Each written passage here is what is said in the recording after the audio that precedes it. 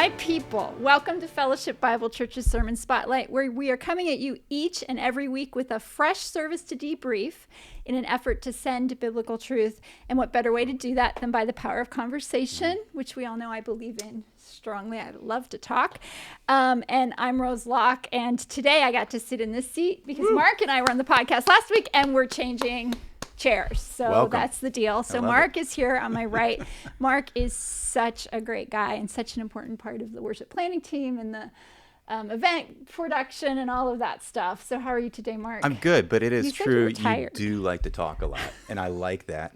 That's why you're in the seat today. Sorry. Because I don't like to talk. And God has put me in a position where he's forcing me to talk. So I'm here to talk. But no, I have a good, I don't know. It's been a tiring couple of weeks. I don't know why. Just sometimes you wake up excited and motivated, and sometimes you wake up tired. Yep. I don't know. Yeah. I'm a little tired, but that's okay. Well, Could be the phase of the moon right now. I'm glad that you came. I'm glad you came to be here today. And then, of course, on my left, Tim, thank you. We're really glad to have you back again. And I'm actually going to start. And I don't like sitting in Mark's seat because whenever you sit there, the person sitting in this seat looks at you and says, what do you want to say? Yeah. You know? Yeah. And so some days I have things to say when I sit over there and some I don't. But today I have something to say, so I'm going to start. Okay. So I just wanted to say, Tim, there's a lot in this sermon, but I appreciated the whole conversation about God being above time and then how it related to the plans of our worship services. And I'll just say that I've said this before on the podcast, that one of my jobs is to read through that script and to pull everything together, make sure everybody knows what's going on. And kind of the one loose cannon in this service was that we wanted to recap Vacation Bible School, right? So I'm not, because I don't have kids that age anymore, I'm not heavily invested in that content. And it brought such joy to my heart. On Friday morning, Abby Linneberg, who did a great job on that VBS video, sends that video. And so I watched it and listened to it, and I actually brought the lyrics with me because I just had to smile at God when the kids are singing a song, and this song says, the chorus says, God's plan is even better than whatever you, and that you means us, right? Even better than what you have in mind. His plan is even better than the best you'll ever find. God's plan is even better. So trust the Lord with everything you do in all your ways. Let his truth be guiding you. And I feel like that's just like a kid's summary of your two sermons. And so it was one of those moments where I just had to smile as a person who's kind of behind the scenes watching it unfold and just trusting in the Lord that his plans will come to fruition. It was just a really cool moment. So then I'll turn to Mark, and then I'll let you kind of what you want to talk about. Yeah, I mean, if we're talking about the service as a whole, we referenced this last week in the episode of the song and the closing song. So the service got bookended with content like that. That's a call to worship almost with the kids, which is fun and neat listening to them, to then the conclusion of the song, his glory in my good. And so there's this idea of the sovereignty of God and how does that work with my own personal life. And that's where you're really trying to go with these last few weeks, I can tell, of application of what does all this mean to us today. Right. God is sovereign. His plan, I get it. Okay, I want to trust in his will, but really, is it for my good? Yeah. And do I recognize that it's for my good? So hearing the kids sing, having a song that you set up so beautifully, and the congregation didn't even really know. Which, by the way, maybe you guys did listen to the Spotify playlist. Yeah, we talked about it last week. Because we talked about it, and I felt like there was a handful of people singing the song. Yeah.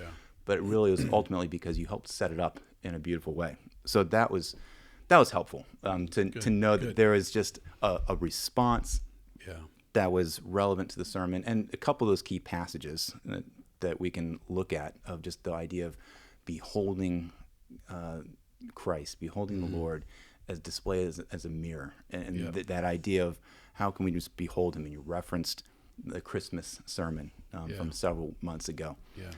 So there is a lot to unpack there. So I just appreciated that. Yeah, thanks. So those are just my thoughts and statements, but I have some questions too. Yeah. Is that acceptable? Yeah, go for it. Yeah.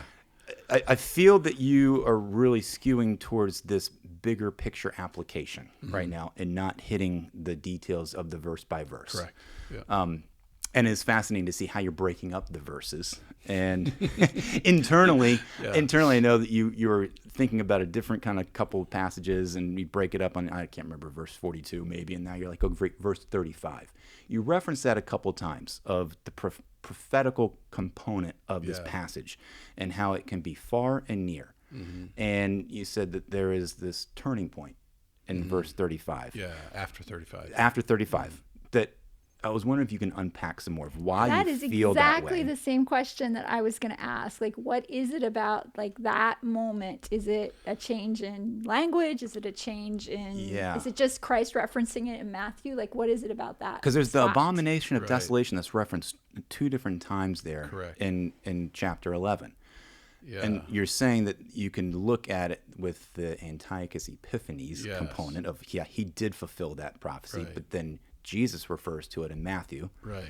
Dondon Hartog was here a couple weeks ago and shared a lot of this content, and he kind of skirted around this abomination of desolation idea a bit. There's a couple of questions that were even submitted to him that we kind of touched on and kind of didn't. So I'm giving you time to process, to answer this as I'm rambling here. But walk us through why do you see that turning point, and how does the far and near correlate with each other of that abomination of desolation idea? Well, maybe just to start off with the far and near, to me, that's I try to put that in right from the beginning only because that's a general concept within prophecy. All prophecy has a near, right? Most specific to what is being said. Some prophecy has also a far with that. So I wanted people to understand that concept, because now we're going to go into the actual content of the last few verses of 11. And I believe that from 35 to 36, now as we turn to that, you actually see several, at least you would have to say potential far interpretations coming out of that, as well as near, right? And I say potential only because I'm giving room for some who would argue, well, I don't know if that's there or not. Well, there's enough similarity to say, hey, guys, you're going to have to legitimately look at this. And then when you add Christ's statements in Matthew 24 into that, I say you cannot argue the fact that when he says, when you see this, that has to still be future from the point of when Christ was saying that, which was after the fact of what happened in Daniel, and is after all that has transpired. The Greek and Roman. Right.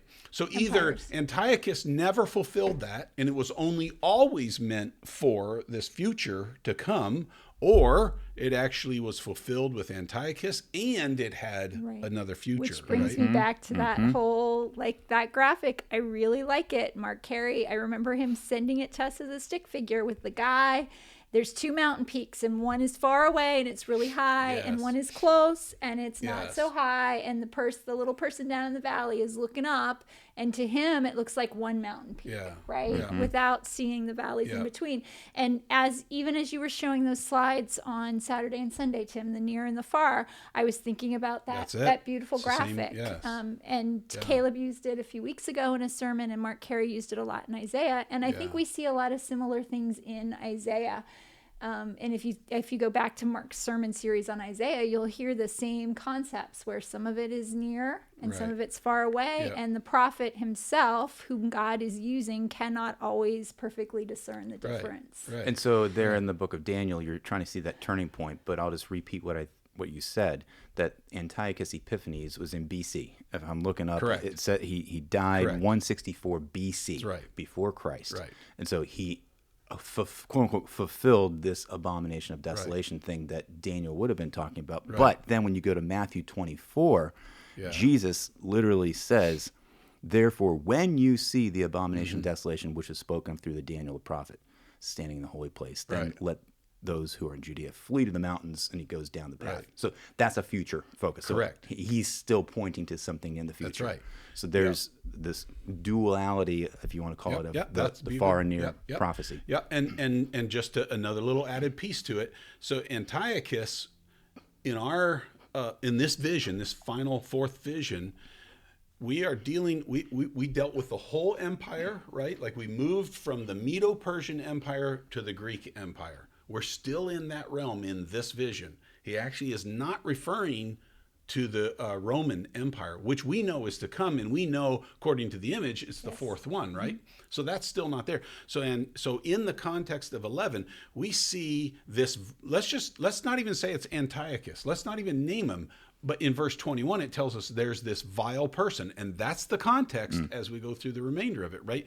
That vile person is described as the king of the north, right? Which is what we have seen. It's gone from Greek to 4. Now he's only dealing with 2, right? And so all of that also tells us that this has a historical element to it, right? He did these things under even if it wasn't Antiochus, it was a king of the north who did those things that are described in, 35 or 31, or I can't remember now off the top of my head, but that whole abomination of desolation kind of thing happening.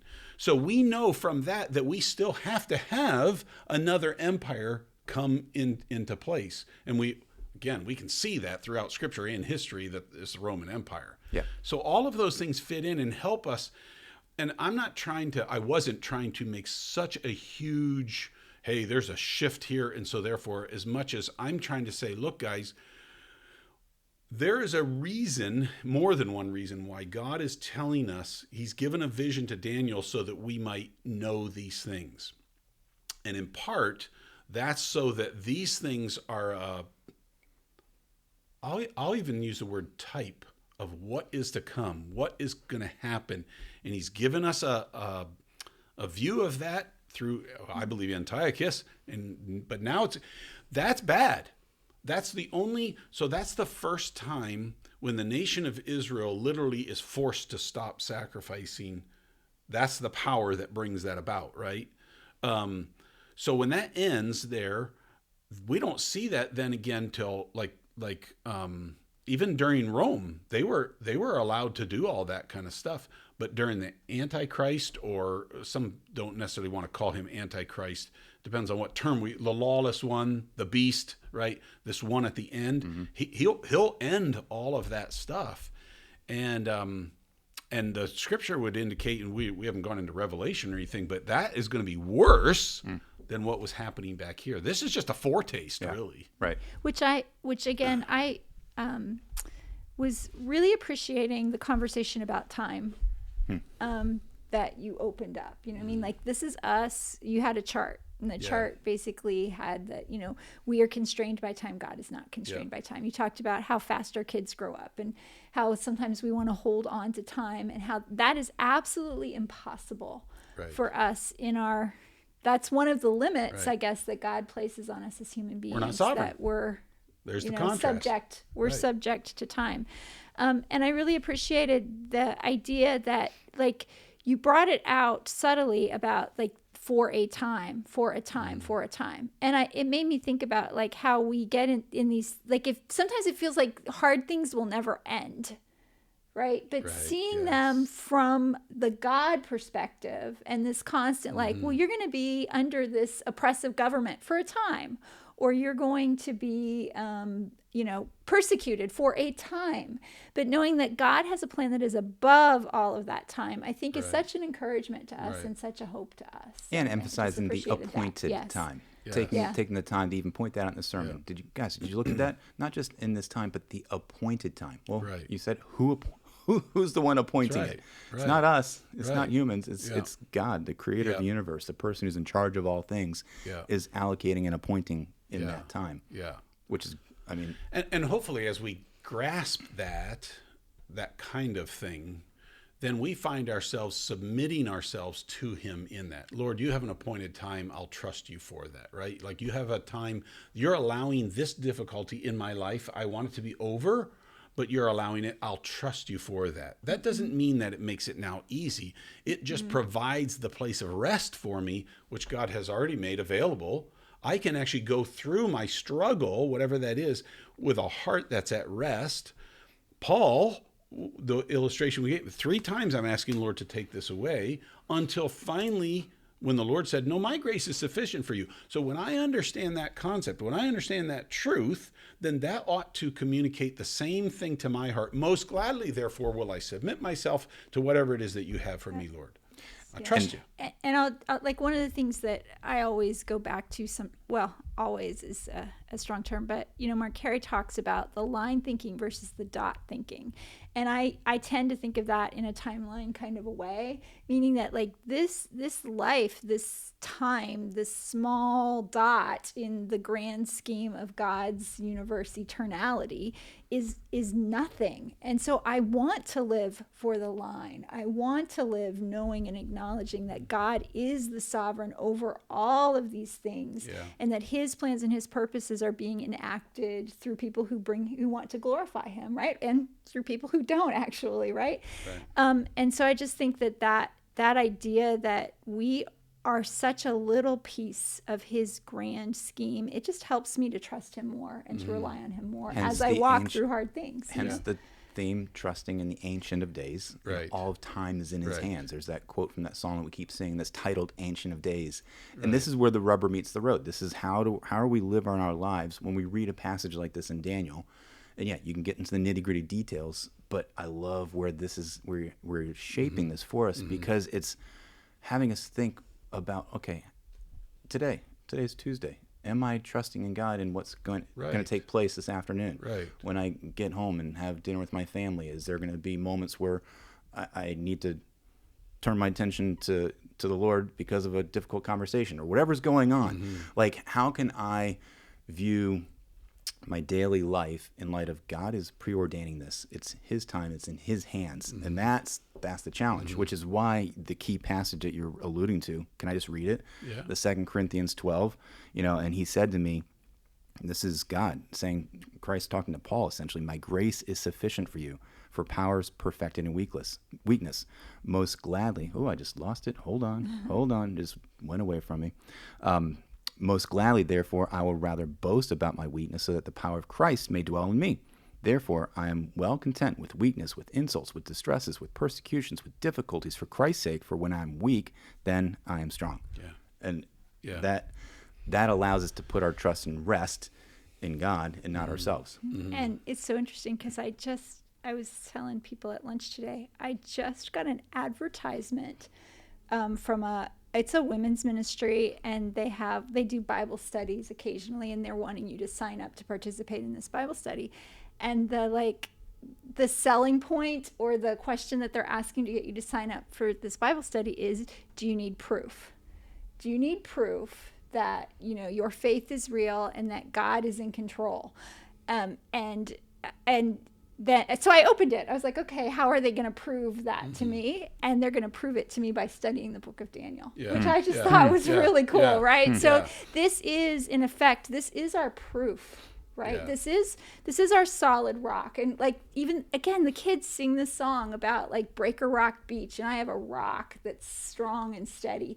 And the book of Daniel is just that really good evidence and proof that, So just to divulge some of my thinking, I don't know if this is wise, but so I look at us as a fellowship and I say, okay, this is stereotyping people, but so I'm looking at an 80-year-old believer out there and who's maybe been a believer for 60 years, and I'm thinking, okay, they are kind of like Daniel, where they've been living life and they've had circumstances of life that have hopefully by now in their life has cemented this. Not that they're perfect or anything like that, but they should have a very mature perspective of what we're talking about. Then can I lump us all into the same category? The middle-aged category, where we have gotten some level of understanding, and now God's really working that out. So like what you were saying, it's Tuesday, and am I really trusting him? And it's really being kneaded into our lives, right? But then you have a younger generation who, I use that term deconstruction, right?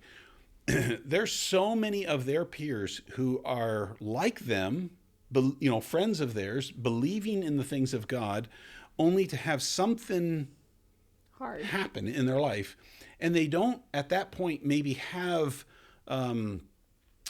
something to hang on to and weather that storm, or someone to come alongside them. Maybe it's someone who's middle-aged or down there, right, who can say, hey, no, wait a minute here. I understand that, and let me help you and encourage you along there. So in my mind, I'm trying to think, look, what we're seeing with Daniel and the visions that are given, they're devastating. This is bad news kind of stuff going on. And that's not the only thing. I mean, these people are looking at the stories of the nation of Israel coming into the land and wiping everybody out, right? Destroying. How in the world can a God like that ask them to kill women and children? How can this be? And that's part of the deconstruction that occurs, right? So we've got to look at that, and we've got to either conclude what they're concluding, or we've got to say, now, wait a minute. God says that he's good, and he does all things for good, right? And it's going to bring glory to him. How is that? Well, we actually looked at then some of the purposes. I tried to, let's go through he's not hiding this, right? He's actually saying, these are the purposes for why I'm allowing. You have to decide he's meeting those, and that's a good thing. Or you have to decide, no, I'm going to sit in judgment of that, and I'm saying, it's not worth it. No, you haven't convinced me, God, so try again, right? And hopefully to help these guys to wrestle with some of that, so that when those hard things come their way, maybe they've got some anchor to the soul that will hold them steady. Mm-hmm. It's kind of like, I don't know so the illustration would be that the ship would drop its anchor in the harbor and go out of the harbor and get into the rough seas. And guess what? It had an anchor that, we're into the rough seas. Guess what? We're still anchored back there. In fact, we can even pull ourselves back into the harbor and be safe as a result of that, right? We haven't just lifted anchor, gone out. Now we're being tossed to and fro, right? So we have an anchor to the soul, and it's Jesus Christ, and we can have confidence that what he's doing, he is doing it well, and it ultimately is for our good. But that's a wrestle that has to come to by faith. And it is for our good, even if it's difficult times. That's right. As Paul was saying there That's in the 2 Corinthians passage. So a quick story, and then I'll share a couple of thoughts with that. I was in a church meeting here a couple days ago talking about planning for things down the road, and how it's beneficial to have testimonies and stories from people from our church to help talk about what God is doing in their life, to help, share how it's impacting the church and the ministry and the community. And one of the people asked me, well, what kind of questions should people think through? How can you, what would prompt a story or a testimony? And so I jotted some questions down that as I'm listening to our conversation, I'm like, this is relevant, because it's not just a story to encourage just your family, but you can share your story with others, right, to show people, here's how God has been working my life. Yeah. So the first question would be like, what is occurring in your life right now or in the past where you've seen God's hand? Like, where can you pause and reflect and be like, oh yeah, God was there. We know he's there all the time, right? But where can we pause and be like, yes, he was there. So second question then, what circumstances occurred to cause you to pause, to actually reflect and look for God in those moments? Because sometimes we're not even looking for God.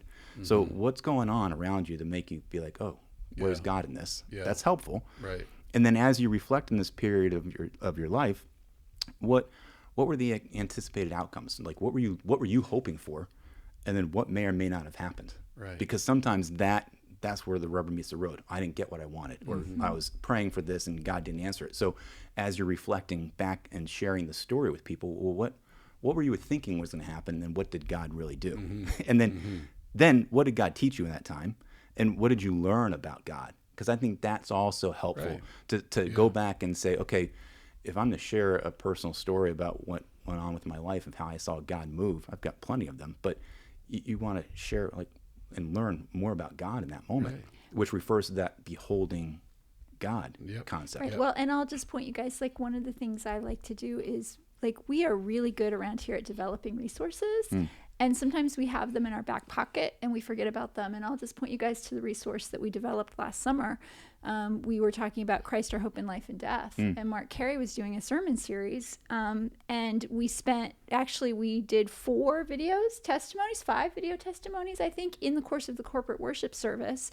And we gave everybody a resource to help you think through those things. It has a timeline on it, and it has basically the exercise was think through your life and think about the high things and the low things that have happened to you. Just think through your life experiences and then think about them in the context of where God was in those moments and what God taught you in those moments, both in the highs and the lows, because we have this tendency to sometimes think that when things aren't going the way we want them to go, that God is not as present, or God isn't listening to us, or whatever your words are to say the same things. And so that resource was a really cool resource. It had those questions on it. It had the opportunity to write timelines. It was just kind of a cool little thing we developed last year. Yeah. So you might throw that in the comments. Absolutely. Yeah. Look for that, because it's helpful to reflect and go back and be like, yeah, God has been faithful in my own life, and therefore I know I can trust him because he got me through it. And what I thought was my good wasn't really my good. And now I'm looking back, I'm like, oh, I see where God was working. So therefore, if that is true of my life in the past and he was faithful then, we know he's faithful in the present and faithful in the future. And that resource was developed in the context of talking about the song Christ, Our Hope, in life and in death. Like he is our ever-present hope in times of trouble. And it all goes back to knowing who he is. So one of the personal exercises I was going to do, and I have not had time to do that yet, is I wanted to go back through the book of Daniel, and I just wanted to take the time to write down, like, what are the things that the book of Daniel really spoke to me? What are the characteristics and the traits of God that came out to me in the book of Daniel? And like after your sermon on Sunday, I was like, okay, so I hadn't really thought about the number of times the word time appeared in that book, but I kind of want to go back and look at that.